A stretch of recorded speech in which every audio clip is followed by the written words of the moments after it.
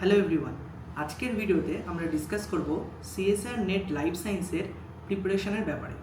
এই ভিডিওতে CSR net life সায়েন্সের একটা কমপ্লিট রোড ম্যাপ বা গাইডেন্স ভিডিও কিন্তু আমরা ডিসকাস করব।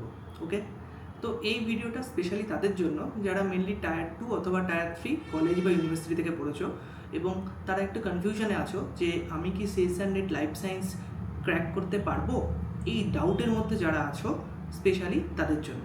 তো দেখতে থাকো ভিডিওটা আমি কয়েকটা পার্টে ডিভাইড করব এবং প্রত্যেকটা পার্টে আমি ডিফারেন্ট আসপেক্ট, এই এক্সামের ডিফারেন্ট আসপেক্ট সম্পর্কে আলোচনা করব। সো দেখতে থাকো। প্রথম পার্টে আমি একটু আমার নিজের এক্সপিরিয়েন্সের কথা ডিসকাস করব। তো সিএসআর নেট লাইফ সায়েন্স এক্সামটা সম্পর্কে আমি জানতে পেরেছিলাম এমএসসিতে, মানে আমার মাস্টার্সের সময়। তো সিএসআর নেট লাইফ সায়েন্স এক্সামটা আমি ফার্স্ট দিয়েছিলাম 2018 ডিসেম্বর মাসে। তো 2018 ডিসেম্বর মাসে আমি অ্যারাউন্ড 84 মতো স্কোর করেছিলাম। সেক্ষেত্রে জেনারেলের কাট অফটা সেবার কিন্তু অনেকটাই কম ছিল, 100 ছিল। তো আমি কোয়ালিফাই করতে পারিনি।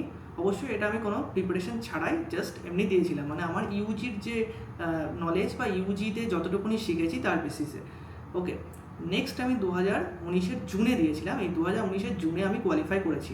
ওকে, তারপর অল ইন্ডিয়া র্যাঙ্কিং 42, 56 এবং রিসেন্টলি লাস্ট ডিসেম্বরে আমি আবার দিয়েছিলাম। সেখানে আমি অল ইন্ডিয়া র্যাঙ্কিং 97 র্যাঙ্ক করেছি অল ইন্ডিয়াতে। ওকে, যদিও সেটা প্রিপারেশন ছাড়া আর কি। যাই হোক, এছাড়া কিন্তু নেক্সট ইয়ার আমি ডিবিটি জিআরএফ কোয়ালিফাই করেছিলাম।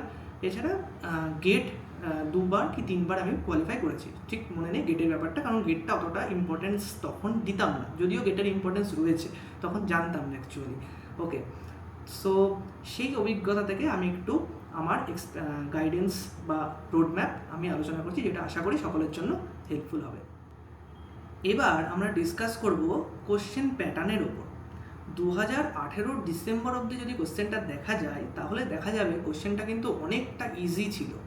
সেখানে যদি অনেকটা, যেমন আমি বললাম, আমি কিন্তু একদম পড়ে যাইনি, তাও 84 মতো স্কোর করেছিলাম। সেক্ষেত্রে ওবিসি জিআরএফও ছিল 84 সম্ভবত, খুব পসিবলি যতটুকুনি আমার মনে পড়ছে। তো সেক্ষেত্রে জেনারেলে জিআরএফ কমেছিল 100, কারণ তখন হয়তো অ্যাসপিরেন্সের সংখ্যা কম ছিল, কম্পিটিশন অনেকটা লো ছিল সেই সময়, কিন্তু কোশ্চেনটা অনেকটা ইজি থাকতো তুলনায়। কোশ্চেনটা, কারণ কম্পিটিশান লো থাকার কারণ তখন আরও অন্যান্য এক্সাম কিন্তু অনেক বেশি হতো, মানে কম্পিটিটিভ যে আরও অন্যান্য কম্পিটিটিভ ফিল্ডে যে অন্যান্য এক্সাম সেগুলো অনেক বেশি হতো এবং সেখানে অনেক অপরচুনিটি বেশি ছিল। নেটের অপরচুনিটি কম ছিল, ফেলোশিপটাও কিন্তু অনেক কম ছিল। তো বিভিন্ন কারণে কম্পিটিশানটা অনেক কম ছিল এবং কোশ্চেনটা অনেক কিন্তু ইজি আসতো। 2018 ডিসেম্বর অবধি যে কোশ্চেনটা ছিল, সেই কোশ্চেন যদি অ্যানালাইজ করা যায়, দেখা যাবে প্রিভিয়াস ইয়ার কোশ্চেনের বই সকলেরই আছে। তো অ্যানালাইজ করলে দেখা যাবে অনেকটা স্টোরি বেসড কোশ্চেন, মানে কোনো একটা কনসেপ্ট যদি আমি ঠিকঠাক নাও জানি, ওই স্টোরি থেকেই কিন্তু আমি কোশ্চেনের অ্যান্সারটা করে আসা যায়, মানে একটা ইনফরমেটিভ কোশ্চেন না। কিন্তু 2019 জুন থেকে একটু একটু করে ইনফরমেটিভ কোশ্চেন আসা শুরু হলো। দেখা গেল কোনো একটা পার্টিকুলার জিন বা পাথওয়ে বা কোনো একটা প্রোটিনের নাম যদি আমি না জানি, তাহলে কিন্তু পার্ট বি অথবা পার্ট সি কোনো কোশ্চেনই কিন্তু করে আসা যাচ্ছিল না। এরকম কোশ্চেনের সংখ্যা আস্তে আস্তে বাড়ছিল। এই সংখ্যাটা বাড়তে বাড়তে কোভিডের পর থেকে দেখা গেছে যে কোশ্চেনটা অনেক বেশি ইনফরমেটিভ এবং অনেক বেশি পাথওয়ে স্পেসিফিক। কোনো একটা পার্টিকুলার পাথওয়ে জানা না থাকলে খুব মুশকিল, মানে কনসেপ্ট দিয়ে হবে না, অর্থাৎ সেই পাথওয়েটা সম্পর্কে জানতে হবে, তারপরে কনসেপ্ট বা অ্যাপ্লিকেশান কিন্তু অ্যানালাইজ করতে হবে বা অ্যাপ্লিকেশান বেসড কোশ্চেনগুলো সেভাবে করতে হবে। তো সেক্ষেত্রে কোশ্চেনটা স্বভাবত অনেকটা হার্ড হলো। কোশ্চেন যেমন একদিকে হার্ড হচ্ছে, তেমন কম্পিটিশানও ইনক্রিজ হচ্ছে, কারণ জেআরএফের যে স্কোর সেটা দেখা যাচ্ছে প্রায় 120-র কাছাকাছি আসছে। লাস্ট টাইম একটু কম ছিল, 112 অ্যারাউন্ড এরকম হয়তো ছিল। আমি ইউআরের কাট অফটাই বলছি। ওকে, তো এখন দেখা যাচ্ছে যে সেফ স্কোর 120-র কাছাকাছি, বা অ্যাটলিস্ট 120-র কাছাকাছি হচ্ছে সেফ স্কোর, বা আমরা বলতে পারি যে 120 আমাদের টার্গেট রাখতে হবে। তাহলে কি দেখা যাচ্ছে, কম্পিটিশানটা অনেক বেশি এবং এখন অ্যাসপিরেন্সের সংখ্যাও কিন্তু অনেক বেশি।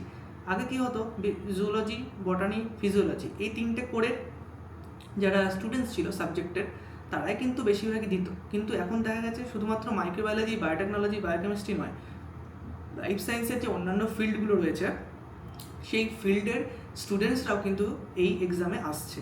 তার ফলে কি হচ্ছে, এই এক্সামের যে কম্পিটিশান সেটা অনেকটা হাই। তো ভিডিওর প্রথমেই আমি একটু হার্শ ট্রুথ বা একটু রিয়েলিটি সম্পর্কে বললাম, এরপর আস্তে আস্তে আমি স্ট্র্যাটেজি সম্পর্কে আলোচনা করব।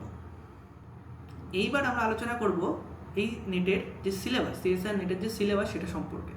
আমরা জানি যে এই ইয়ার ডিসেম্বর থেকে ডিবিটি আর সিএসআর নেট যে দুটো এক্সাম সেটা কিন্তু মার্চ হয়ে গেছে, তার ফলে এখন একটা এক্সাম আছে এবং আশা করা যায় যে ফেলোশিপের যে অ্যামাউন্ট বলতে নাম্বার কিন্তু ইনক্রিজ হবে, যেহেতু দুটো এক্সাম মার্চ হয়েছে। তো সেটা যতক্ষণ না এক্সাম হচ্ছে সেটার আগে কিন্তু সেটা বলা পসিবল একদমই নয়।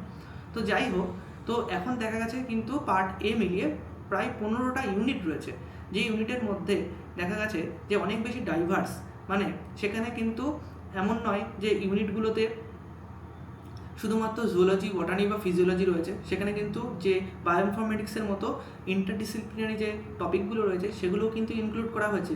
তার ফলে এখন এটা একদম প্রথমেই মানতে হবে যে সিলেবাসটা অনেক বেশি টাফ হয়েছে, কম্পিটিশনও বেড়েছে। তাহলে সিলেবাসও হয়ে গেল টাফ, কম্পিটিশনও বাড়লো, তাহলে আমাদের যে প্রিপারেশান, সেই প্রিপারেশানের যে ইন্টেন্সিটি সেটা অনেকটা আরও ইনক্রিজ করতে হবে। এইবার আমরা ডিসকাস করব প্রিপারেশানের ব্যাপারে। তো কোভিডের আগে দেখা যেত যে পিওয়াইকিউ বেস প্রিপারেশান কিন্তু অনেকটা হেল্পফুল হতো, মানে প্রিভিয়াস ইয়ার কোশ্চেনে যে ধরনের টপিক থেকে কোশ্চেন এসেছে এবং সেই টপিকের যে কনসেপ্টের ওপর কোশ্চেনটা এসেছে সেই কনসেপ্ট নিয়েই কিন্তু নেক্সট সাইকেল বা নেক্সট এক্সামে কোশ্চেন আসতো। তার ফলে প্রিপারেশানটা অনেকটা কিন্তু মানে আমি বলতে পারি অনেকটা ন্যারো ছিল, মানে অনেকটা ওয়াইড হতো না, একটু ন্যারোই হতো, সব টপিক না পড়লেও চলে যেত। এমনকি এমনও রয়েছে যে খুব কম ইউনিট পড়েও কিন্তু জিআরএফ হতো। বাট কোভিডের পরে আস্তে আস্তে দেখা গেল কোশ্চেনটা অনেক বেশি ওয়াইড হচ্ছে, শুধুমাত্র ইনফরমেটিভ হচ্ছে তাই নয়, অনেক বেশি ওয়াইড হচ্ছে। তার ফলে শুধুমাত্র পিওয়াইকিউ বেস প্রিপারেশান এনাফ নয়। তো তার ফলে কী হলো, ইনস্টিটিউটে বা ইনস্টিটিউট নির্ভর বা কারো টিচার ডিপেন্ডেন্ট যে প্রিপারেশানগুলো ছিল সেটা অনেকটা মুশকিল হয়ে গেল আর কি, সেইভাবে জিআরএফটা ক্র্যাক করার জন্য, যেহেতু কোশ্চেনটা অনেক বেশি ওয়াইড হলো। আবার এখন দেখা যাচ্ছে 2025-এ ডিসেম্বরে কী হচ্ছে, ডিবিটির সঙ্গে সিএসআর নেট মার্চ হচ্ছে। এই মার্চের ফলে এখন পার্ট এ মিলিয়ে মোট 15টা ইউনিট হয়ে গেছে, মানে আরও বেশি ডাইভার্স। এবং শুধু তাই নয়, বায়োইনফরমেটিক্স বা কম্পিটিশনাল বায়োলজি এই ধরনের যে ইন্টারডিসিপ্লিনারি সায়েন্স বা নিউলি এমার্জিং ফিল্ডগুলো রয়েছে সেগুলোও কিন্তু ইনক্লুডেড হয়েছে। তার ফলে আমাদের যে সিলেবাস সেটা শুধুমাত্র বড়ো তো হয়েছেই, প্রিপারেশানটাও অনেকটা টাফ হয়েছে। তো কীভাবে প্রিপারেশান নেওয়া যেতে পারে? প্রিপারেশানের যে ফেজ সেটা এক একজনের ক্ষেত্রে এক এক রকম হয়, পুরোটাই ডিপেন্ড করে তার উপর, মানে তার ব্যাকগ্রাউন্ডের উপর কিছুটা ডিপেন্ড করে প্রিপারেশানটা কেমনভাবে নেওয়া উচিত। ইউজিতে সে কি বই পড়েছে বা পিজি লেভেলে সে কি বই পড়েছে নাকি নোট ডিপেন্ডেন্ট কিছু পড়েছে, সেটার উপর কিন্তু প্রিপারেশানটা অনেক সময় প্রিপারেশনের যে স্ট্র্যাটেজি সেটা ডিপেন্ড করে। তবুও আমি একটা ইন জেনারেল স্ট্র্যাটেজি আলোচনা করছি। প্রথমেই কোনো একটা ইউনিট যেটা রয়েছে, যে 15টা যথাযথ ইউনিট রয়েছে, তো প্রত্যেকটা ইউনিটের প্রত্যেকটা টপিক না বললেও হবে, কিন্তু প্রত্যেকটা ইউনিটে যে টপিকগুলো থেকে বেশি বেশি কোশ্চেন আসে সেই টপিকগুলোকে আগে আইডেন্টিফাই করতে হবে এবং সেই টপিকের ওপর, অর্থাৎ সেই টপিকটা কোনো একটা পার্টিকুলার বই থেকে, এবং বইটা বেসিক বুক হতে হবে, মানে খুব কমপ্লেক্স বুক হলে হবে না। অবশ্যই বইটা ফরেন অথারের হতে হবে, বাট সেটা কিন্তু কমপ্লেক্স বুক হলে হবে না। যেমন ধরা যাক বায়োকেমিস্ট্রির ক্ষেত্রে লেলিঞ্জার আমরা ইউজ করতে পারি, বাট সেক্ষেত্রে যদি হোয়াইট ইউজ করতে হয় তাহলে তাকে বায়োকেমিস্ট্রিতে আগে থেকে স্ট্রং হতে হবে। শুধু বায়োকেমিস্ট্রিতে উইক থাকলে প্রিভিয়াসলি, কিন্তু হঠাৎ করে হোয়াইটের মতো কমপ্লেক্স বই পড়তে গেলে সে প্রিপারেশানটা 6 মাস থেকে 9 মাস বা 1 বছরের মধ্যে কখনোই পসিবল নয়। সেটা প্রিপারেশানই হবে, বাট আলটিমেটলি তার রেজাল্ট আসবে না। তো এক্ষেত্রে কী করতে হবে, এক্ষেত্রে একটা বেসিক বুক প্রথমে নিতে হবে এবং ওই টপিকের ওপর প্রিভিয়াস ইয়ারে কী কী কোশ্চেন এসছে সেটাকে অ্যানালাইজ করতে হবে এবং যে বেসিক বই থেকে একটা বই, বেশি বই না, একটা বই থেকে সেই টপিকটা পড়ে ফেলতে হবে। বইটা পড়লে কী হয়, বেশিরভাগই এখনও কী করে, ধরা যাক কোনো একটা ইনস্টিটিউটে পড়ছে সে, এবার সেই কোনো একটা ইনস্টিটিউটে একটা ওই ক্লাসটা নিচ্ছে। এবার ইনস্টিটিউটে ধরা যাক কোনো একটা স্যার ইনস্টিটিউট সব খুব ভালো এবং প্রত্যেকটাই খুবই ভালো, প্রথম কথা। এবার যে অনলাইন ইনস্টিটিউটগুলো রয়েছে, স্যার যিনি ক্লাস নিচ্ছেন বা ম্যাম যিনি ক্লাস নিচ্ছেন তিনি তো ওই টপিকটা ভালো করে পড়েছেন, পড়ে ওই টপিকের যে নির্যাস বা এক্সট্র্যাক্ট বা মেন যে লাইনগুলো সেগুলো তিনি তার পাওয়ার পয়েন্টে হয়তো ইনক্লুড করেছেন।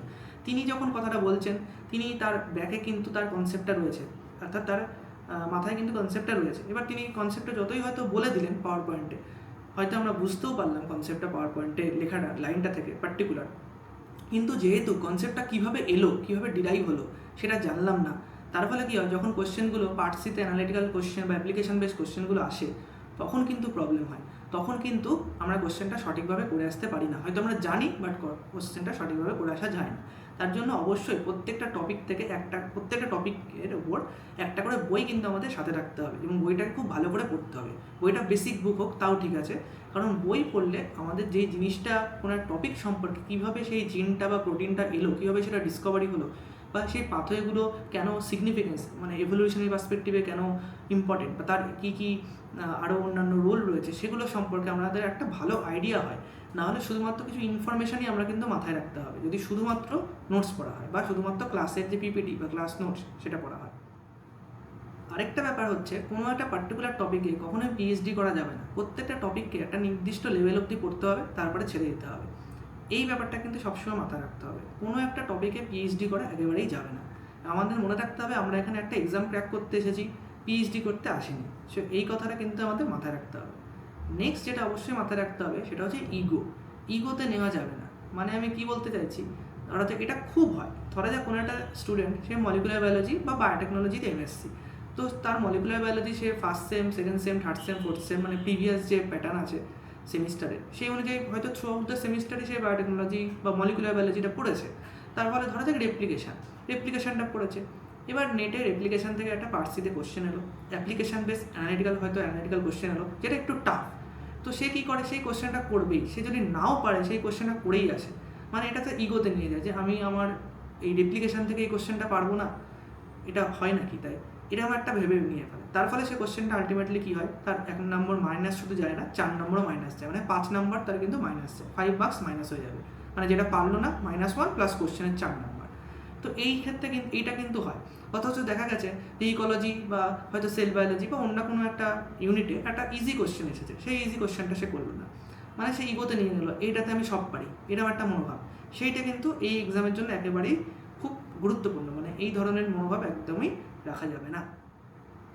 এই এক্সামের জন্য আমাদের কিন্তু এখন আর 6 মাস এনাফ নয়, আমাদের 9 মাস থেকে 12 মাস, মানে 9 মাস থেকে মোটামুটি 12 মাসের একটা টাইম লাইন আমাদের ভাবতে হবে। এই টাইম লাইনে একদম প্রথম থেকেই কিন্তু যেমন বললাম প্রত্যেকটা ইউনিট ওয়াইজ টপিক ওয়াইজ একটা বেসিক বুক এবং সেই বেসিক বুকটা পড়াশোনা এবং নিজের আলটিমেটলি পড়ে প্রিভিয়াস ইয়ার কোশ্চেন সলভ করে নিজের একটা ওন শর্ট নোটস বানাতে হবে। এআইয়ের যুগে এখন আমরা অনেকেই এআই দিয়ে মাইন্ড ম্যাপ, এআই দিয়ে হয়তো শর্ট নোট, হ্যান্ডরিটেন নোটস বানিয়ে নিচ্ছি, বাট সেটা চলবে না। একদম নিজের হাতে লেখা শর্ট নোটস বানাতে হবে। সে পরিষ্কার না হলেও কোনো সমস্যা নেই, নিজের হাতে লেখা শর্ট নোট বানাতে হবে। সেই শর্ট নোটটা আলটিমেটলি এক্সাম অবধি কাজে লাগবে। এই ব্যাপারটাকে কিন্তু প্রথম থেকে মাথায় রাখতে হবে। আর ফোকাস সারা বছর ধরে রাখতে হবে, এমন না যে এক্সামটা হচ্ছে না বলে আমার ফোকাস থাকবে না, তা একদমই নয়। পুরো এক্সাম যতদিন না হবে ততদিন ফোকাস ধরে রাখতে হবে, কারণ এক্সামটা তো হবে, এক্সাম হবে না এরকম তো নয়। আর এক্সামের আপডেট ইউটিউব থেকে বারবার দেখা, এই ধরনের জিনিসগুলো করলে কিন্তু নিজেরই টাইম নষ্ট হবে। মানে ফোকাসটা একদম ইন্টেন্সিটিটা ধরে রাখতে হবে, ফোকাসের যে ইন্টেন্সিটি এবং ফোকাসটা ধরে রাখতে হবে, এটাই হচ্ছে মূল বক্তব্য। আর এক্সামের আগে চেষ্টা করতে হবে মক টেস্ট দেওয়ার মাধ্যমে নিজেকে ইভ্যালুয়েট করতে হবে। মক টেস্ট দিয়ে কিন্তু আলটিমেটলি খুব একটা লাভ হয় না, শুধুমাত্র ওই টাইমের মধ্যে আমি পারছি কিনা বা আমার নার্ভটা ফেল হচ্ছে কিনা এই ধরনের জিনিসগুলো দেখতে হবে। আরেকটা লাস্টে আমি কথা বলবো, অনেকে কী করে পার্ট এটা স্কিপ করে। পার্ট এ স্কিপ করলে একদমই মুশকিল এখনকার যুগে, কারণ 120 ওপরে স্কোর করতে হলে পার্টে স্কিপ করে 120 ওপরে স্কোর করা সবসময় পসিবল নাই হতে পারে। পার্টের যদি মিনিমাম একটু প্র্যাকটিস করা যায় 10 to 15 মার্কস কিন্তু পাওয়াই যায়, একটু যদি প্র্যাকটিস করা যায়। সেই 10 to 15 মার্কস অনেক সময় কিন্তু খুব ম্যাটার করে। তো পার্টেটা অবশ্যই একটু পাশাপাশি প্র্যাকটিস করা উচিত। সেই জায়গায় যদি দু একটা টপিক যদি নাও রিভাইজ হয় বা নাও পড়া হয় সেটাও চলে যায়, বাট পার্টে কিন্তু অবশ্যই প্র্যাকটিস করা উচিত। তো যারা সিএসআর নেট লাইফ সায়েন্স এক্সামটা দিচ্ছ তারা এক্সামটা এমন কিছু কঠিন না, মানে এমন কিছু টাফ নয়, এক্সামটা ক্র্যাক করা পসিবল। আমি করতে পারলে তোমরাও অবশ্যই সবাই করবে।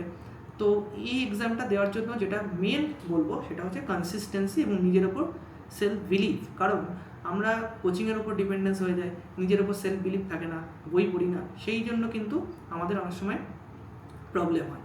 আর ফাইনালি একটা আমি কথা বলবো, আমি যেটা দেখেছি এই এক্সাম ক্র্যাক করতে না পারার একটা বড় কারণ সেটা হচ্ছে বেসিক সম্পর্কে একদমই না জানা।